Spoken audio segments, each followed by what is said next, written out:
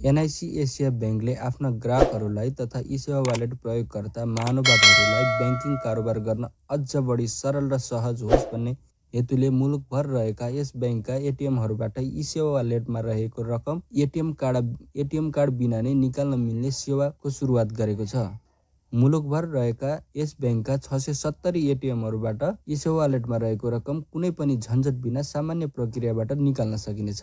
यसको निमित्त सबैभन्दा पहिला ई-सेवा एप लगइन गरेर फाइनान्सियल पेमेन्ट अन्तर्गत रहेको एटिएम विड्रवल एनआईसी एसिया बैंक छनौट गर्नुपर्छ। अब दिएको निर्देशन अनुसार 1000, 2000, 3000, 4000, 5000 रकम छनौट गर्दै रिमार्क राखेर अगाडि बढ्नुपर्छ। त्यसपछि ई-सेवा पिन राखेपछि आफ्नो मोबाइल नम्बरमा ओटिपी कोड प्राप्त हुनेछ। अब एनआईसी एसिया बैंकको एटिएममा रहेको कार्डलेस विड्रो अप्सनमा गएर अदर कार्डलेस र त्यसपछि ई-सेवा छनौट गर्नुहोस्। यसअघि मोबाइल नम्बरमा प्राप्त ओटिपी कोड राखेर प्रोसिड गरेपछि आफ्नो रकम प्राप्त हुनेछ। हरेक दिन बढीमा 5 वटा कारोबारमा 5000 रुपियाँसम्म र मासिक बढीमा 50 कारोबार 25000 रुपियाँसम्मको रकम निकाल्न सकिने सुविधा यस सेवामा उपलब्ध रहेको छ।